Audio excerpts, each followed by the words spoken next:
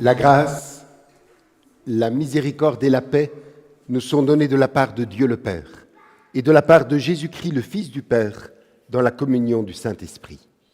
Amen. Dans l'évangile de Matthieu, Jésus dit « Là où 2 ou 3 sont assemblés en mon nom, je suis au milieu d'eux ».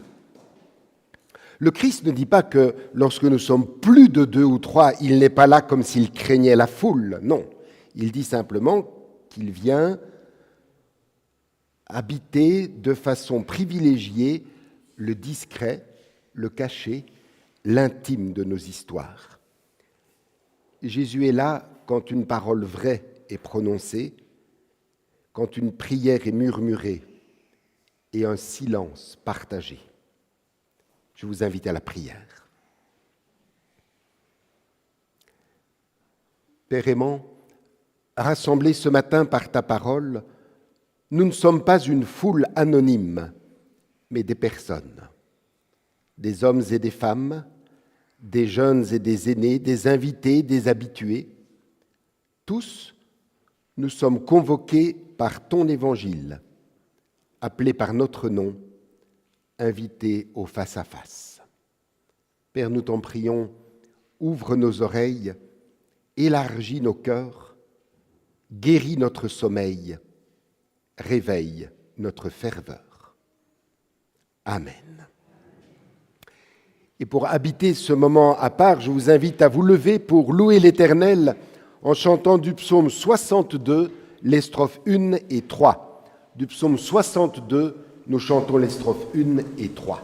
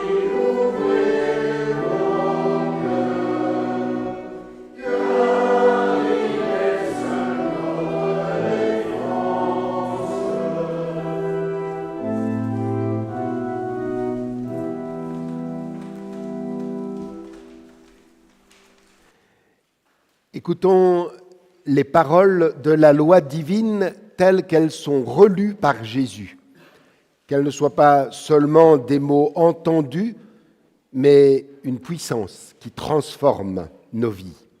Que cette loi d'amour puisse façonner nos gestes, inspirer nos paroles et orienter nos pensées à chaque pas. Ne pensez pas, dit Jésus, que je sois venu abolir la loi ou les prophètes. Je suis venu non pour abolir, mais pour accomplir. Vous avez entendu qu'il a été dit aux anciens, « Tu ne commettras pas de meurtre, et celui qui commettra un meurtre sera passible du jugement. » Mais moi je vous dis, celui qui se met en colère contre son frère sera passible du jugement. Vous avez entendu qu'il a été dit « Tu ne commettras pas d'adultère ».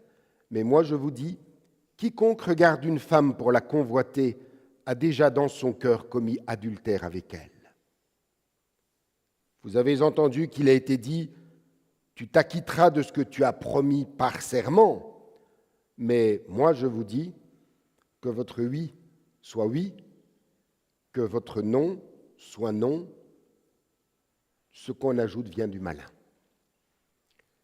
Vous avez entendu qu'il a été dit « Tu aimeras ton prochain et tu haïras ton ennemi », mais moi je vous dis « Aimez vos ennemis et priez pour ceux qui vous persécutent, afin que vous soyez les fils et les filles de votre Père qui est dans les cieux. Soyez donc parfaits, dit Jésus, comme votre Père céleste est parfait. »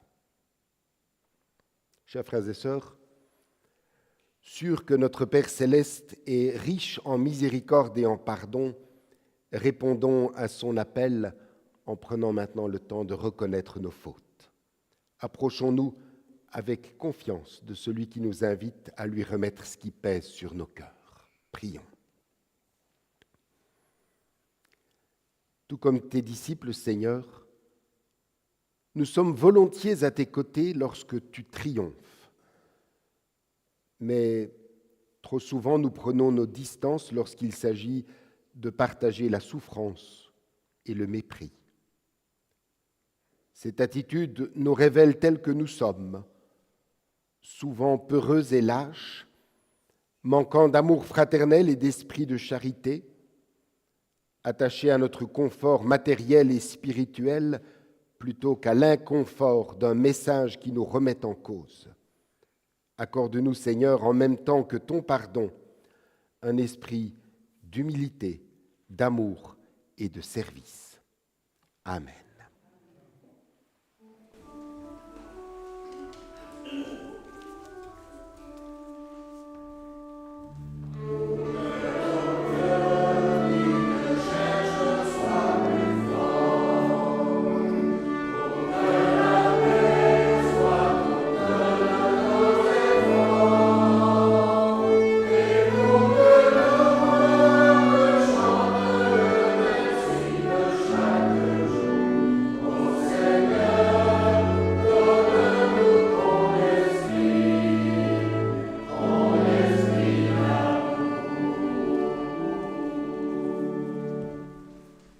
Levons-nous pour recevoir le pardon de Dieu.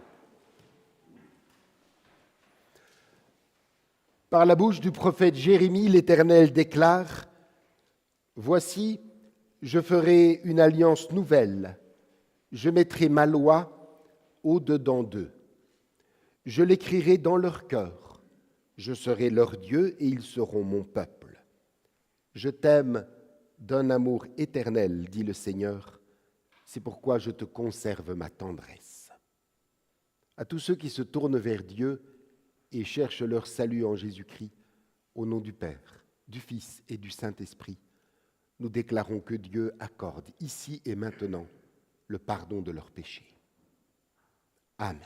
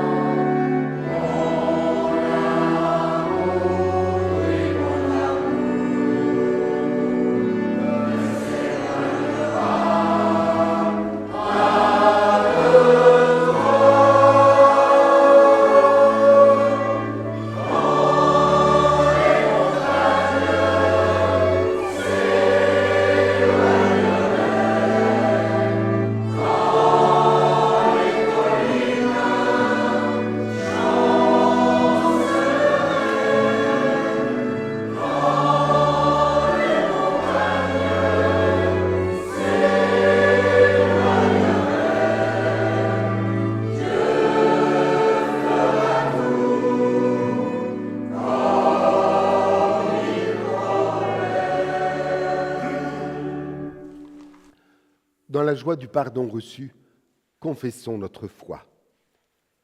Nous croyons au Dieu un, qui est à la fois Père, Fils et Saint-Esprit. Nous croyons au Dieu dont la toute-puissance est celle d'un Père devant ses enfants.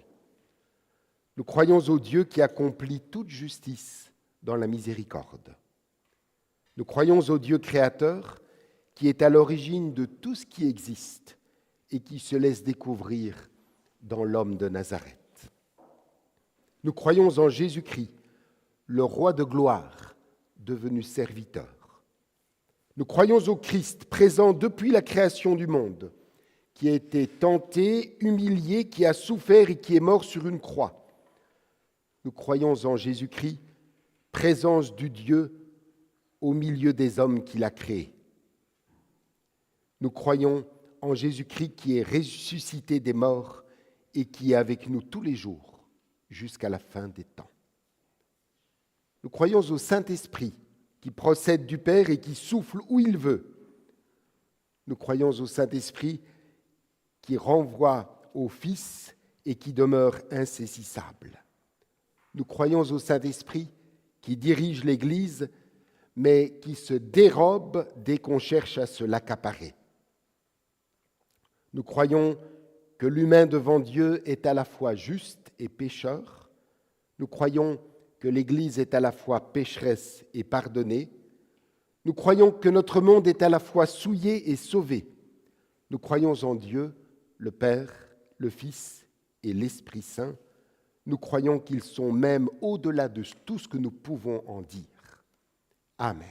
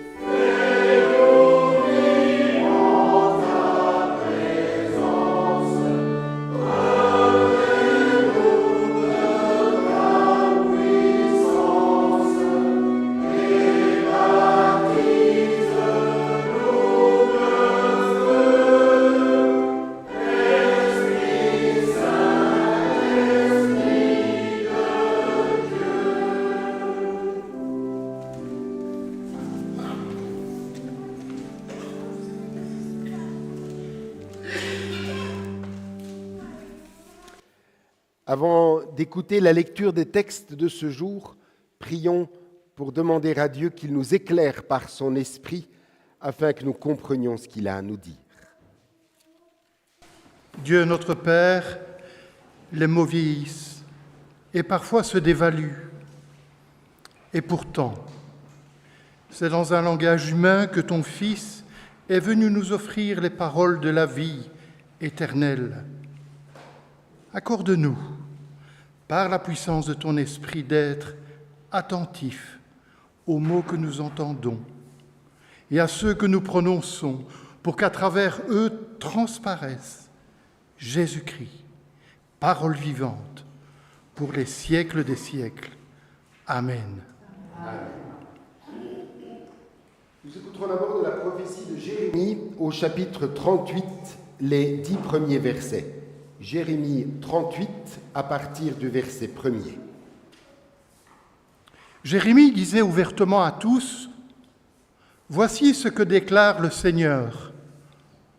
Celui qui restera dans cette ville mourra des suites de la guerre, de la famine ou de la peste. Mais celui qui sortira pour se rendre aux Babyloniens sauvera sa peau.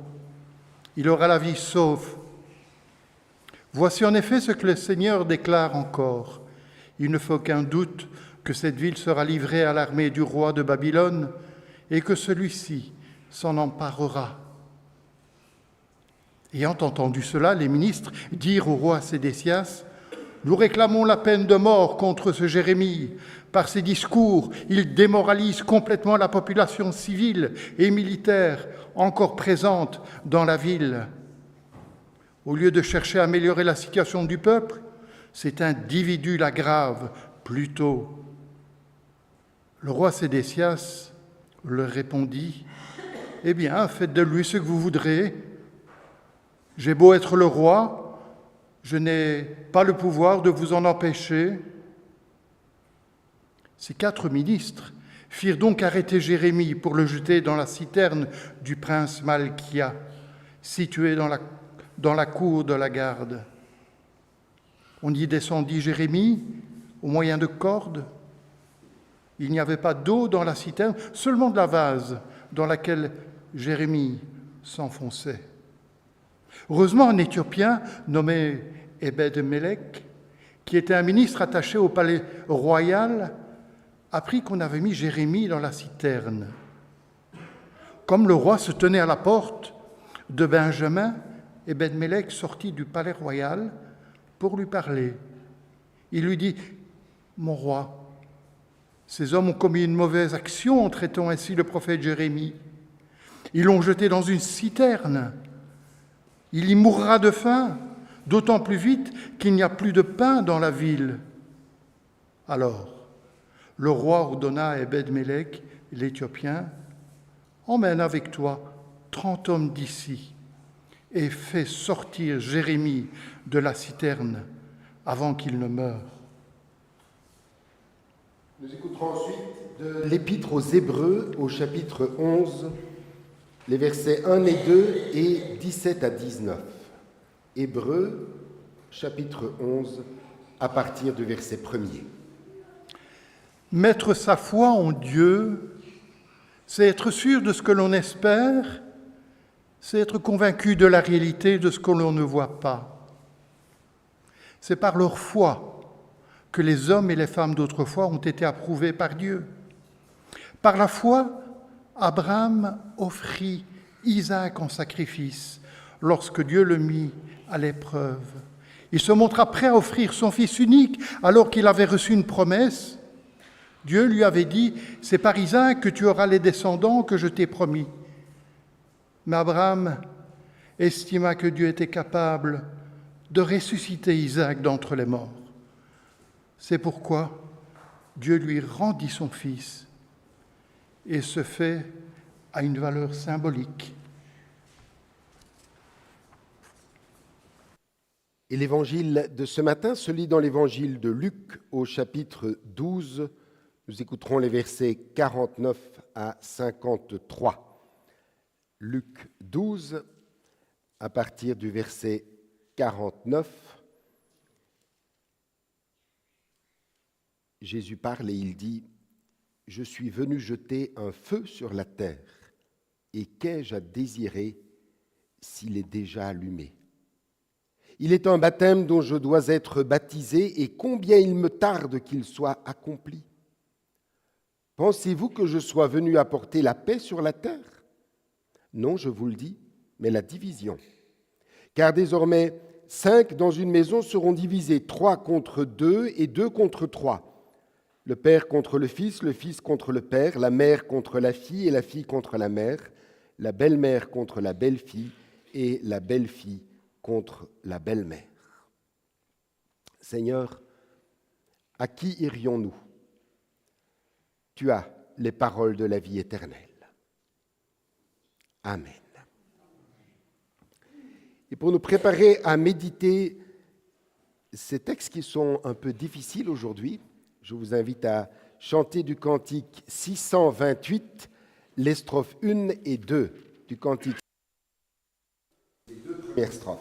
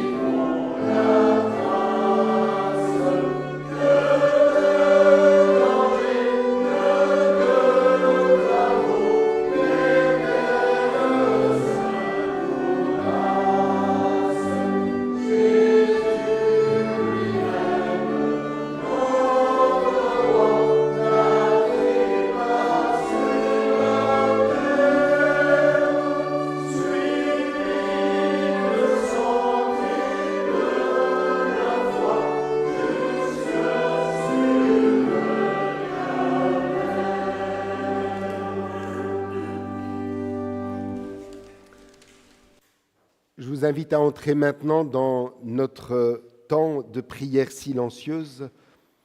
Laissons tomber le bruit des mots pour que monte la voix du cœur. Dans l'intimité, offrons à Dieu notre adoration, nos remerciements, nos intercessions. Ce silence n'est pas vide, il est habité par sa présence. Prenons ensemble ce moment de communion avec lui dans le silence.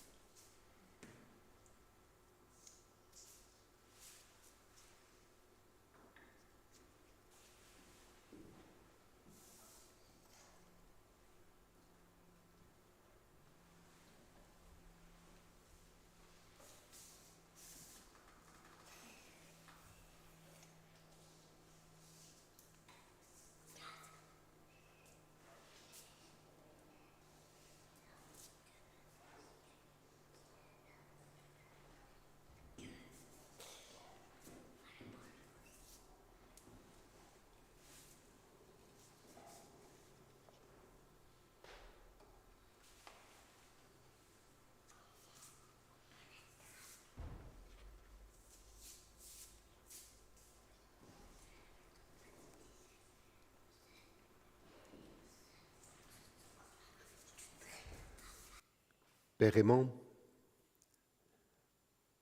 merci pour le privilège et la joie que tu nous renouvelles ce matin de pouvoir nous retrouver ensemble dans ta maison, unis à ceux et celles qui vivent ce culte avec nous à partir de chez eux. Merci parce que par l'invitation que tu nous lances, tu nous pousses à arrêter nos activités ordinaires de la semaine pour nous poser devant toi, pour nous reposer, repositionner par rapport à toi, pour prendre le temps de nous arrêter sur les choses qui comptent vraiment dans la vie, en nous mettant à l'écoute de ta parole. Oui, ta parole qui est là pour nous rassurer, pour nous encourager, nous motiver, mais aussi pour nous bousculer, nous interpeller. Père aimant, dans la joie d'être réunis en ta présence, nous te prions pour nos frères et sœurs qui passent par l'épreuve. Te confions ceux qui ont subi des interventions chirurgicales et qui, pas après pas, se remettent, comme aussi ceux qui subiront des interventions, soit avec les uns et les autres. Te confions aussi, Père, la famille endeuillée d'Adriane.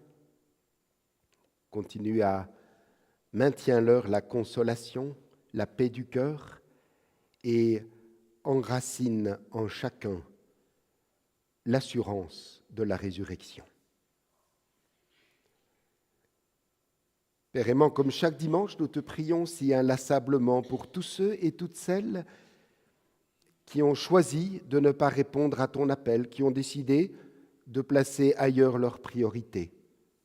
Garde-les, nous t'en prions, et touche leur cœur afin qu'ils puissent, au plus profond d'eux-mêmes, découvrir ou redécouvrir combien la vie peut prendre du relief et du volume quand elle est vécue avec toi et pour toi.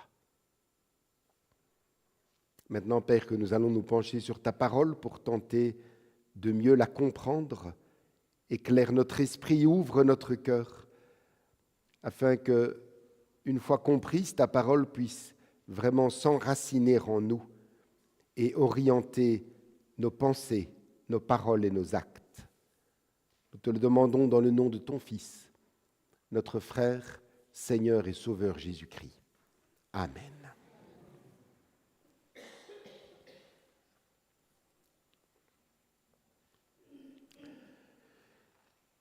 Chers frères et sœurs, imaginons un instant la foi comme un phare dressé au loin.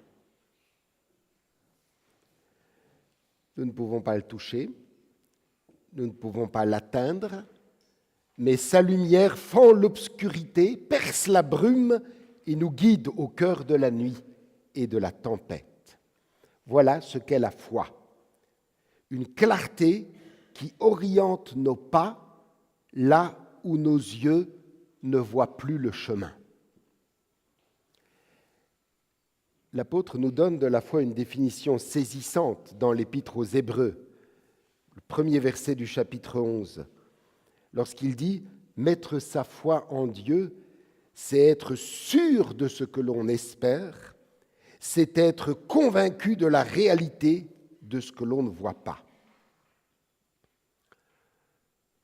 Vous l'aurez peut-être remarqué à la lecture, un fil rouge traverse les trois textes de ce matin. L'épreuve.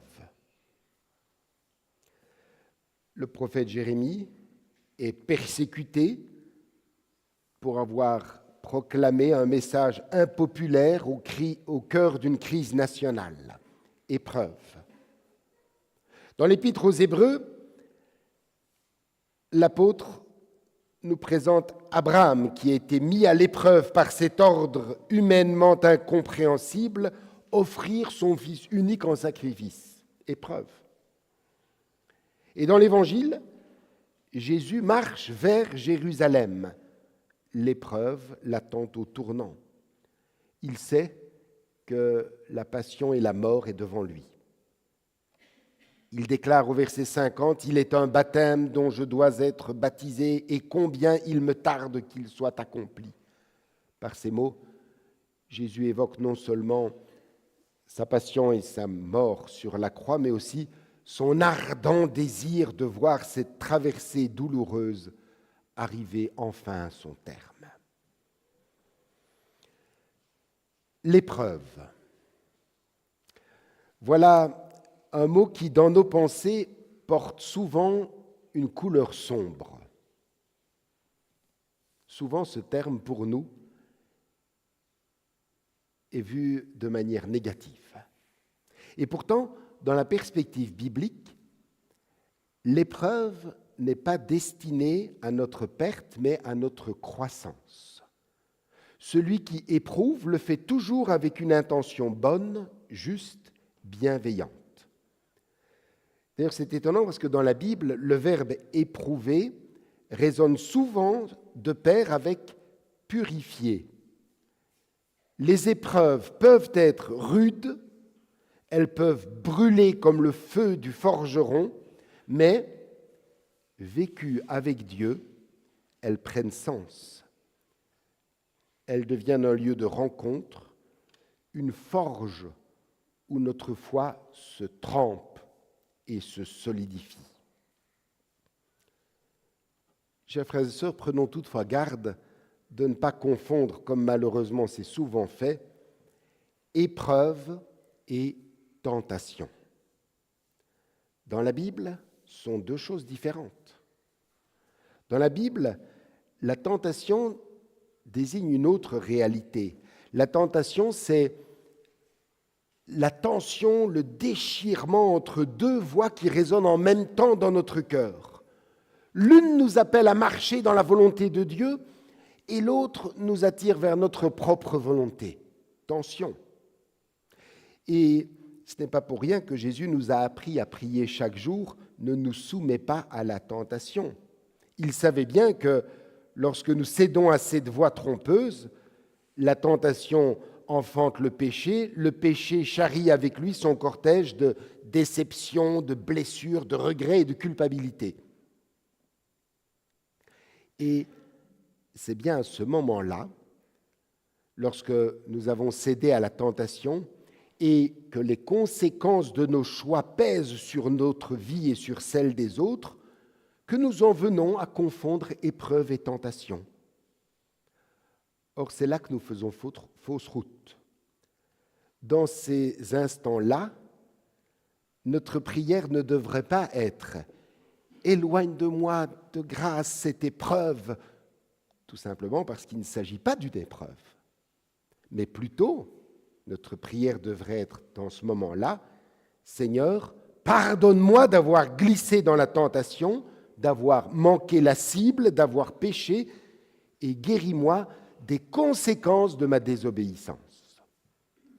La Bible est claire, l'épreuve élève et la tentation nous tire vers le bas, comme un poids qui nous entraîne dans les profondeurs. Et c'est ici que la foi intervient. Non pas une foi théorique ou lointaine, mais une foi qui s'accroche, une foi qui respire au rythme de la parole et qui nous permet de discerner. Ceci, eh bien oui, ceci, c'est une épreuve à traverser avec Dieu, et ceci, c'est une tentation à rejeter.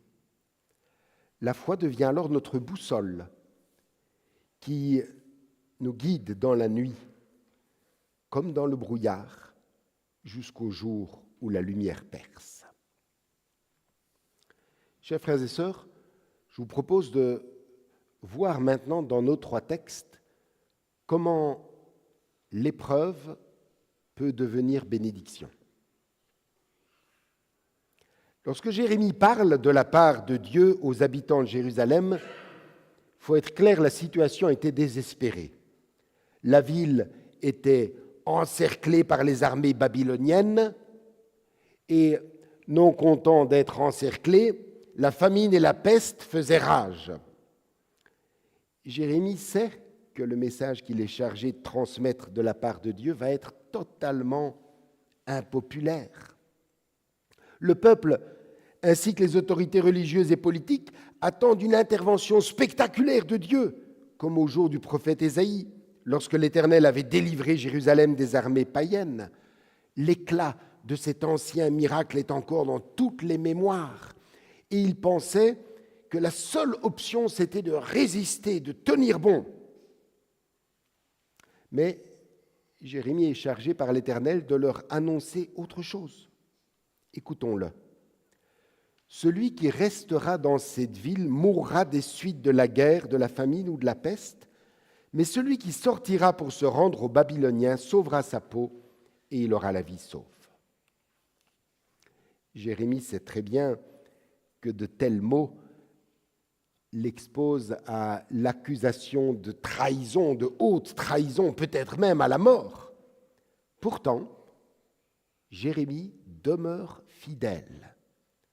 Chers frères et sœurs, là se révèle la différence entre tentation et épreuve.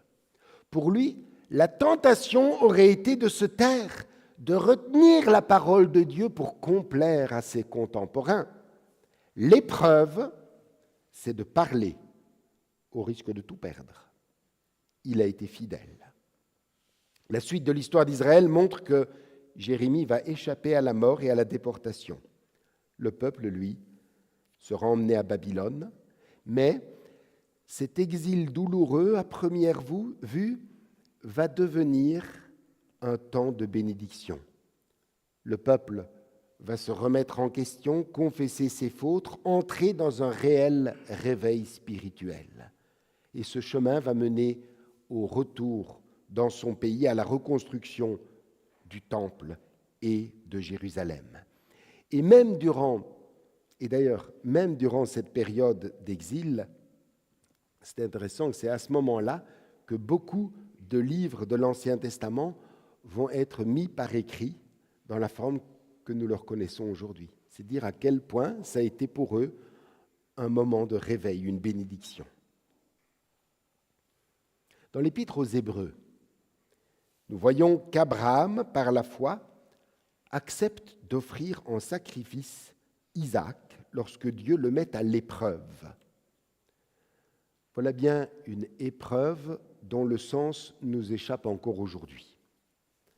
La tentation pour Abraham aurait été de refuser d'obéir, précisément parce qu'il ne comprenait pas le plan de Dieu. Il est probable qu'Abraham n'a jamais saisi pourquoi Dieu lui demandait de lui offrir son fils unique, attendu durant tant d'années, le fruit d'une promesse divine. Mais il obéit parce qu'il croit que Dieu est puissant, même pour ressusciter les morts.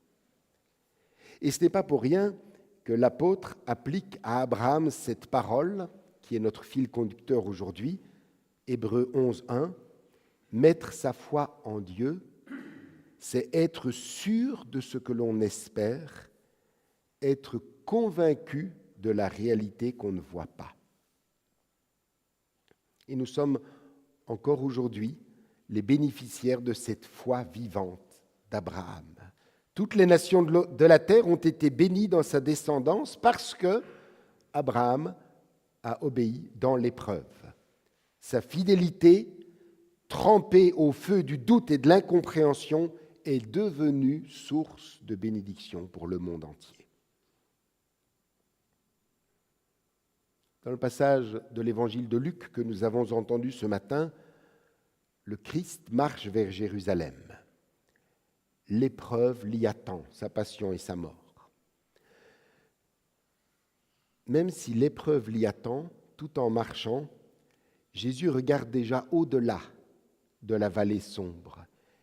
Il aperçoit déjà le feu qui sera répandu sur la terre. Je suis venu apporter un feu sur la terre et combien je voudrais qu'il soit déjà allumé. Et ce feu, nous voyons par la suite qu'il s'agit du Saint-Esprit, répandu à la Pentecôte, embrasant les cœurs de millions de croyants. Aujourd'hui encore, nous vivons de la fidélité du Christ dans l'épreuve. Nous avons reçu de lui la vie éternelle, cette vie en sa présence qui a déjà commencé ici-bas et qui se prolongera auprès de Dieu. Arrêtons-nous un instant sur le verset 51 qui est déconcertant. Jésus dit « Pensez-vous que je sois venu apporter la paix sur la terre ?» Nous serions tentés de dire « Oui ». Réponse de Jésus « Non, je vous le dis, mais le glaive, la division. » Faisons attention de ne pas dire au texte, de ne pas faire dire au texte ce qu'il ne dit pas. Jésus ne souhaite pas la division dans les familles ni entre les humains. Son désir est toujours que la paix, l'amour et l'harmonie règnent partout. Mais Jésus sait, il sait qu'un choix clair pour ou contre lui provoquera des séparations. Il sait que le suivre a un prix. Et certaines fois, un choix clair pour Jésus va nous obliger à être en difficulté. Chers frères et sœurs, nous connaîtrons tous des épreuves, et peut-être en vivons-nous en ce moment. Maladie, tension familiale, solitude, échec. N'oublions pas que la vraie question pour nous, lorsque nous sommes dans l'épreuve, la vraie question, ce n'est pas « mais pourquoi Dieu permet-il cela dans ma vie ?» Non, la vraie question, c'est « comment vais-je traverser l'épreuve, avec ou sans foi, avec ou sans espérance ?» Si nous faisons confiance à Dieu, il fera concourir toutes choses à notre bien. Parfois, de façon que nous ne comprendrons pleinement qu'au ciel, mais c'est une certitude. Chers frères et sœurs, emportons pour la méditer pendant la semaine cette définition que donne l'apôtre de la foi. Non pas comme une belle citation à retenir, mais vraiment comme un cap à tenir. Mettre sa foi en Dieu, c'est être sûr de ce que l'on espère. C'est être convaincu de la réalité de ce que l'on ne voit pas. Et quand l'épreuve viendra, car elle viendra, souvenons-nous, croire, ce n'est pas tout voir. Croire, c'est avancer confiant dans l'obscurité, la main dans la main de Dieu. Dans l'épreuve, je ne marche pas seul, ma main est dans la main de Dieu. Mettre sa foi en Dieu, c'est être sûr de ce que l'on espère être convaincus de la réalité de ce que l'on ne voit pas. Amen.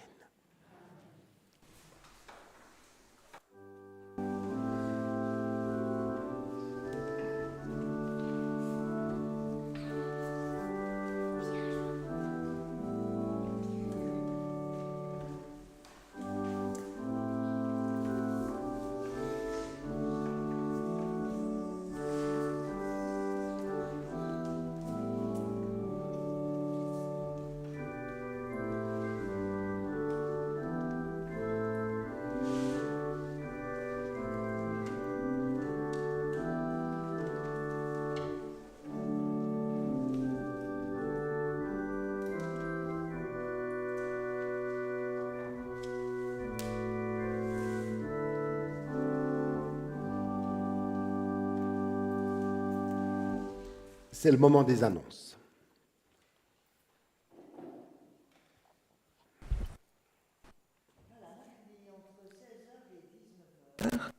Nous aurons ici dans nos locaux l'enregistrement des éléments qui serviront pour la capsule vidéo de l'exposition sur la prière, dont on vous a déjà parlé un peu la semaine dernière. Plusieurs se sont déjà inscrits pour être des témoins, mais il est toujours temps d'annoncer votre présence à Bernard après ce culte. Mercredi à 19h, nous aurons la réunion de la Croix-Bleue et samedi, dès 10h, nous avons notre tournoi de pétanque. C'est le 15e et nous le lançons bien sûr au profit de la caisse du Cercle de Jeunes. Il est encore possible, c'est le dernier délai, mais enfin voilà, d'annoncer sa présence auprès de moi à la tasse de café à l'issue du culte, juste pour me dire si vous venez jouer, si vous venez seulement dîner. C'est des pains saucisses, donc c'est une formule assez ouverte et assez facile.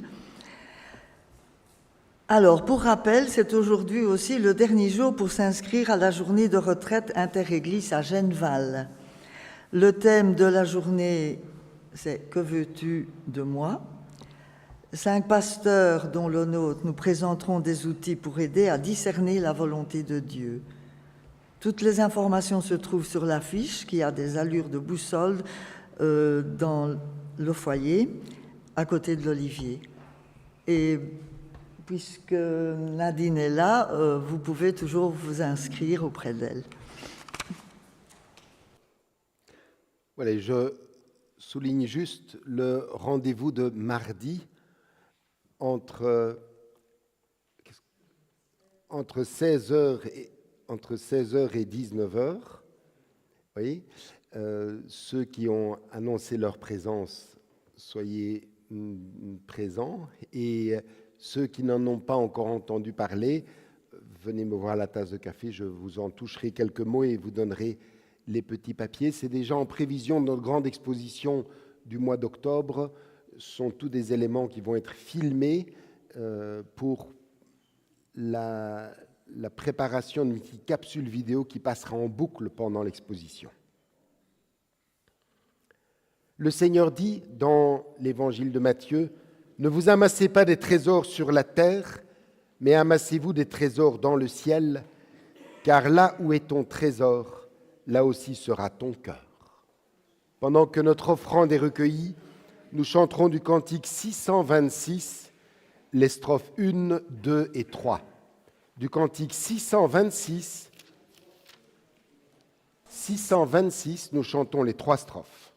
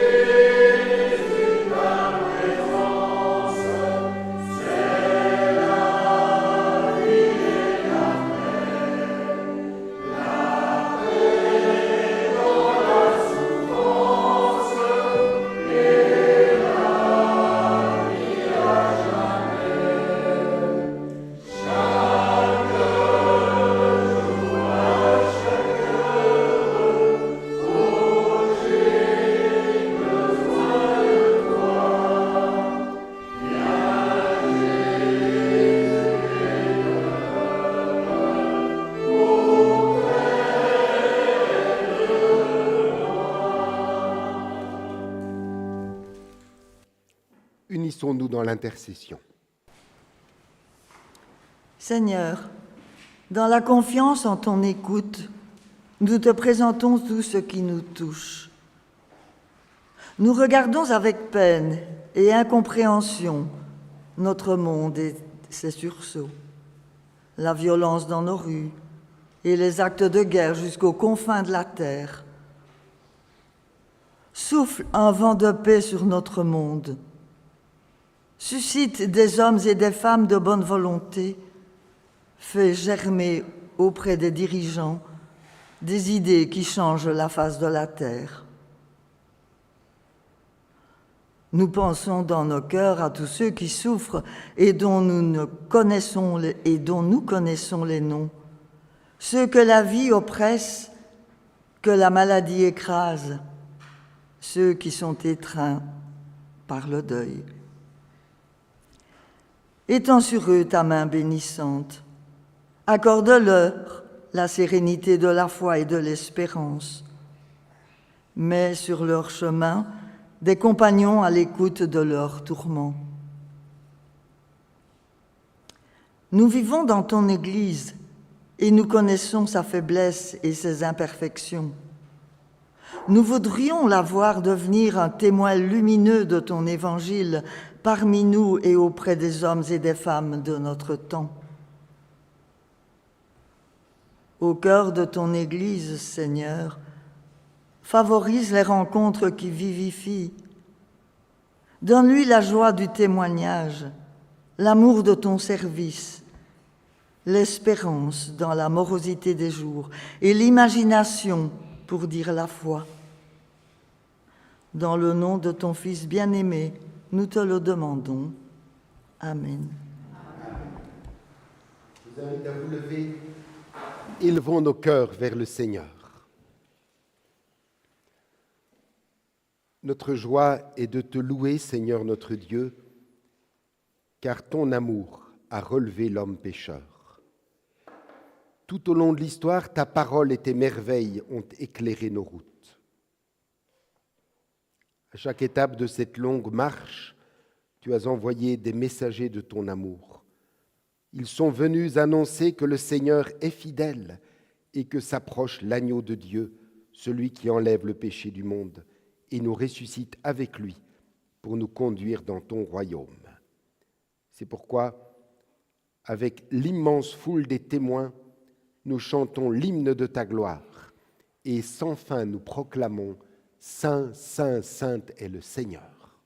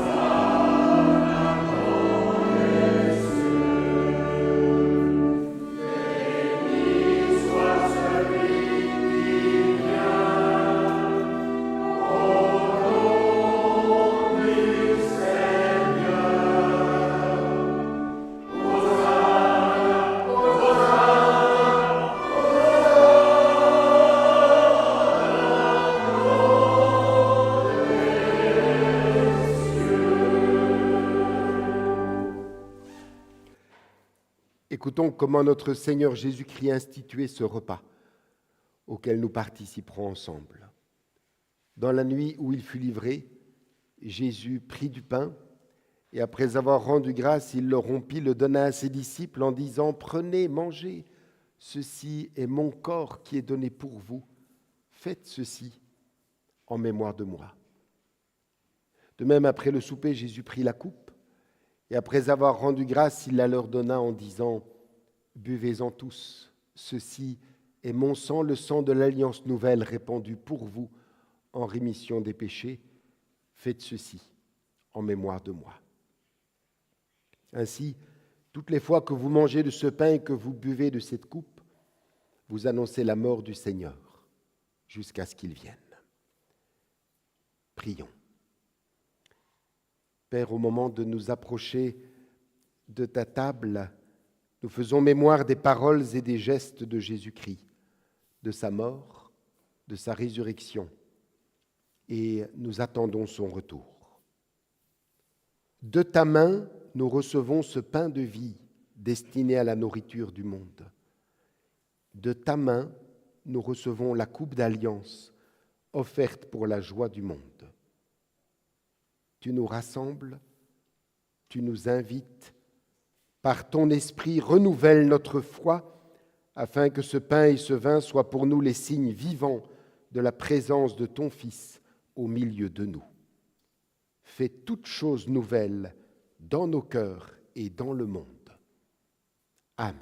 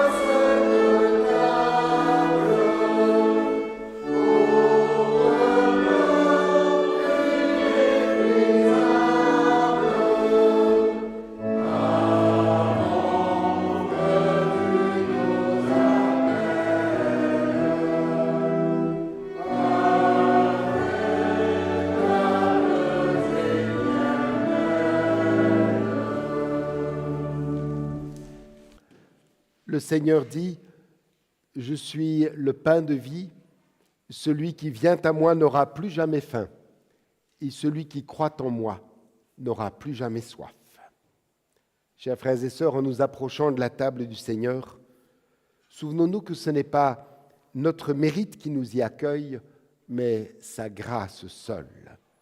Écoutons sa voix tendre qui nous invite et nous dit, « Venez, car tout est prêt. » Et j'invite ceux qui sont au deuxième rang à passer devant.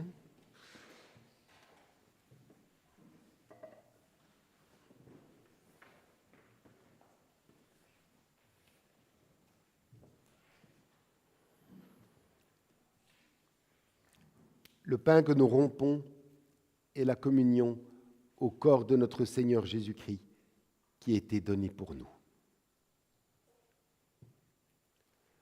Ceci est mon corps. Ceci est mon corps.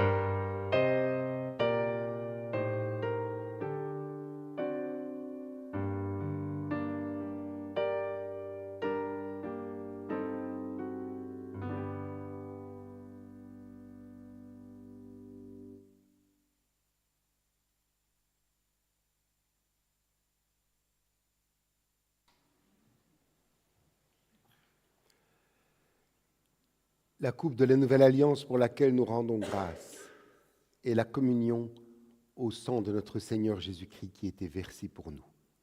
Buvez-en tous, nous dit Jésus.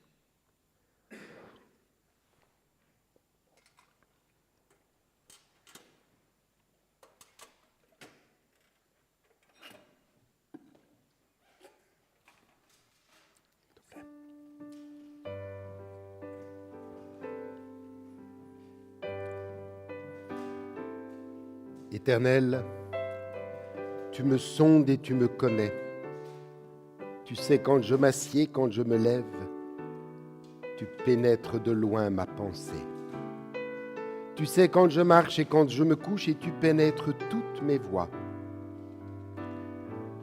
La parole n'est pas sur ma langue que déjà, ô Éternel, tu la connais entièrement. Tu m'entoures par derrière et par devant et tu mets ta main sur moi. C'est toi qui as formé mes reins, qui m'as tissé dans le sein de ma mère. Je te loue de ce que je suis une créature si merveilleuse. Tes œuvres sont admirables et mon âme le reconnaît bien. Que tes pensées, ô Dieu, me semblent impénétrables, que le nombre en est grand. Si je les compte, elles sont plus nombreuses que les grains de sable. Je m'éveille et je suis encore avec toi. Tu m'entoures par derrière et par devant, et tu mets ta main sur moi.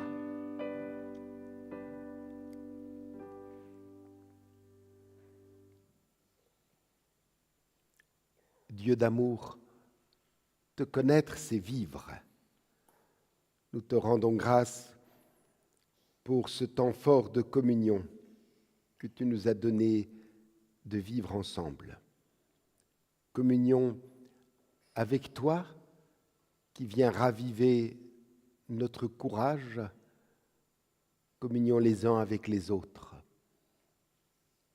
Père aimant, merci pour tout ce que tu es et tout ce que tu fais pour chacun de nous. Veuille, nous t'en prions, bénir tous les jours de cette semaine qui s'ouvre, que nous puissions marcher sur les routes de nos journées confiants et sereins, quelles que soient les épreuves, que nous puissions garder les yeux tournés vers toi, qui éclaire notre route. Père, nous remettons toutes choses entre tes mains, dans le nom de ton Fils, qui nous a appris à t'appeler Père et à te dire d'une même voix, et nous nous donnons la main en signe d'unité. Notre Père, qui es aux cieux, que ton nom soit sanctifié, que ton règne vienne, que ta volonté soit faite sur la terre comme au ciel. Donne-nous aujourd'hui notre pain de ce jour. Pardonne-nous nos offenses, comme nous pardonnons aussi à ceux qui nous ont offensés. Et ne nous soumets pas à la tentation, mais délivre-nous du mal, car c'est à toi qu'appartiennent le règne, la puissance et la gloire, au siècle des siècles. Amen. allez confiants avec la force que donne l'Éternel.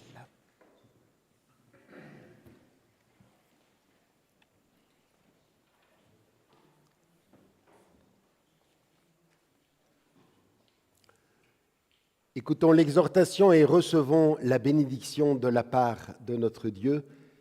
Chers frères et sœurs, emportons pour la méditer pendant la semaine cette définition que donne l'apôtre de la foi, que nous nous souvenions que dans l'épreuve, nous ne marchons pas seuls, notre main est dans celle de Dieu. Hébreux 11, 1. Mettre sa foi en Dieu, c'est être sûr de ce que l'on espère et être convaincu de la réalité de ce qu'on ne voit pas. Que la grâce de notre Seigneur Jésus-Christ, l'amour de Dieu le Père et la communion du Saint-Esprit soient avec vous tous et avec vos familles, auprès et au loin, dès maintenant et à jamais. Amen.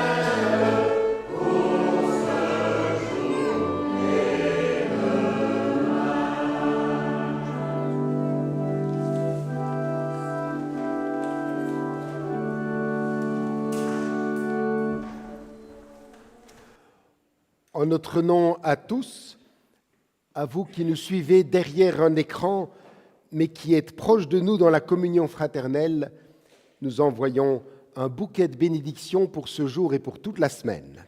Rendez-vous au prochain culte. À bientôt.